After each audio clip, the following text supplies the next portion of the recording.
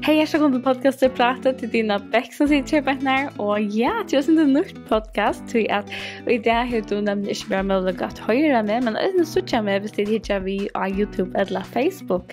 Efter hesum, eller men det är inte podcast jo. Och jag vill föra till dagens podcast. Så får jag lycka fortälla dig en söva.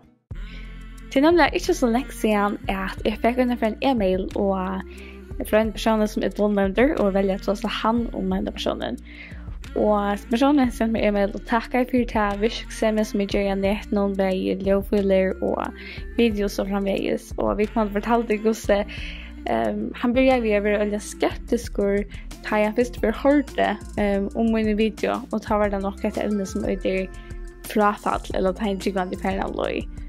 Och han säger till att han följde sig så raktan och han lovade sig som han skulle aldrig hitta efter snatter. Men långt dagen efter så var Herren började att bröta hans hjärta, att arbeta hans hjärta och han är hukt efter som videon trutjar ferier. Och så tar han huktnägg och fyllt vi.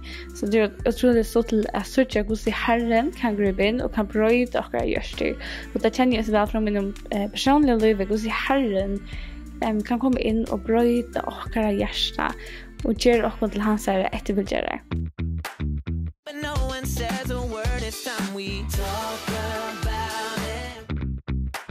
Ja, till oss har vi ett Prátiðpodcast och till nämligen när vi tar som tingsna vi pratar samman om ämnen och som du ganska långt ser så har vi en Spurningurin som är ERT TÚ KRISTIN. Och hesa Spurningurin kommer från appen som heter Telonym och heter en app som man kan downloada och man kan spela spurningar men precis inte att upplatta en profil. Så jag kunde skriva till mig ut nog dina vänner eller VAKURLEIKI.FO och annars så skulle det vara hjärtligt välkommen att sända spurningar in till våra e-mail. Våra teltepost som är Prátiðpodcast, PRATIDPODCAST. Så Prátiðpodcast vi allt köra stavon.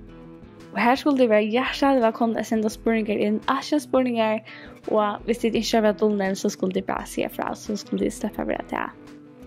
Så dagens spurningur är det ERT TÚ KRISTIN. Så att onkel som spurte mig den spurningen ERT TÚ KRISTIN.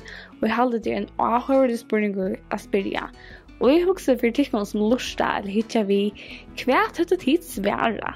Om onkel spurte tikkon ERT TÚ KRISTIN. Kan det vara twist svär? Kanske onkel hade sagt ja, det halvt ja. Kanske onkel hade sagt detta som jag har hört nog snäck sig i sörstna. Ja, jag kallar mig kristna men jag tycker inte av Kristus. Så hvis jeg hittar Bibelen så läser vi först och främst om ordet kristen och i Apostlagärningarna 11:26. Jag känner helt år våra tårn och samman här i samkomne och lärde och stora skärra. Det var Antiochia lärsvänner först var och kallade kristner. Så det ständer att lärsvänner först var och kallade kristner. Det vill säga att det är lärsvänner Jesus är som var kallade kristner.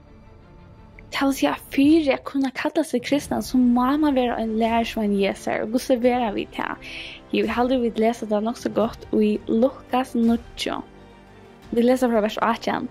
Och innanför medan han ber och inte var tjalen och som lärsvännen spurgade han hör för sig FYLG med vara. Så svarade Johannes står bara och nu säger Elias upp att honom säger och jag vet gamla profeten är det snart. Men han säger vidare, men tid. Fanns jag tid med vara. Katter Sverige, Krist, Guds. Ta began dem strängla ångorna säga detta. Tog han säga, människosonen ska loja nek vara vräkar av den äldste högprästen och hennes skriftlärd och vara driven och rusa upp att du 3 dagen. Och han säger vi alla, vill onkel komma att han och mer, må han avmakta sig självan och dagliga täcka upp krossen och fylja mer. Det han och vill bjerga liven ska missa det. Men han och missar luset för min skuld ska bjerga tog. Tycka bättre av människan om du har vunnit allan höjmen men missar själv eller läser sig själv efter 4. Så här bara läser vi att Jesus spyr sina lärsvänner till kristna och en otroligt viktig spurning. Kvän säger FYLG med vara. Men kvän säger tid med vara. Och helt enkelt otroligt viktig spurningar som vi kunna svära och i det. Och jag menar där att Jesus satt i allt här och kanske en kaffemån och spurgade den där spurningen kvän säger FYLG med vara. Kvän säger till samfället med vara. Kvän säger heimen med vara. Och jag tycker vi kan ta några söböcker upp eller några religionsböcker upp och tänka och säga Jesus han är en god person.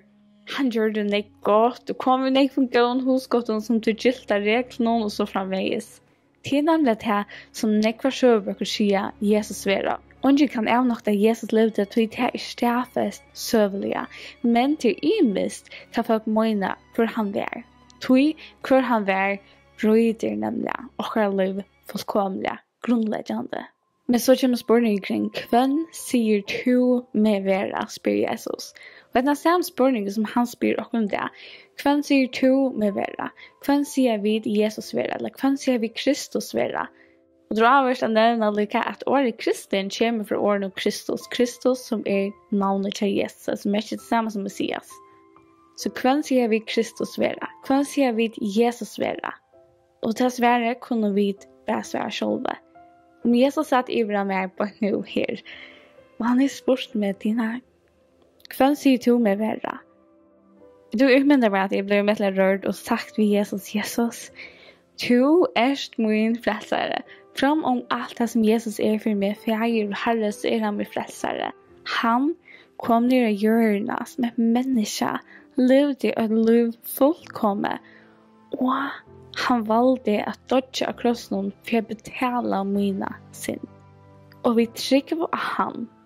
Vi säger ja tack Jesus. Så utstryker han mina syndaskuld, allt det som jag gör skövt, och jag vill bjärka. Frälst från en avgjord förtapelse, frälst till ett evigt liv i himlen samman vid honom. Och till något som jag sitter så nek fram till. Och att se att ödligheten är min frälsare och min fäger, så är Jesus min Herre. Han är han som är inte livet mitt liv för det. Och ta han är min Herre, så vill jag hans läresvänner, så är vara en kristen. Ta i tryck vid Jesus och följ honom efter. Så kär tid, att vara kristen, ta märker över en lärsvän Jesus. Ta märker att Jesus är vår frälsare och vår Herre. Och vi är hans böden och hans lärsvänner, hans efterföljare. Eller kristen.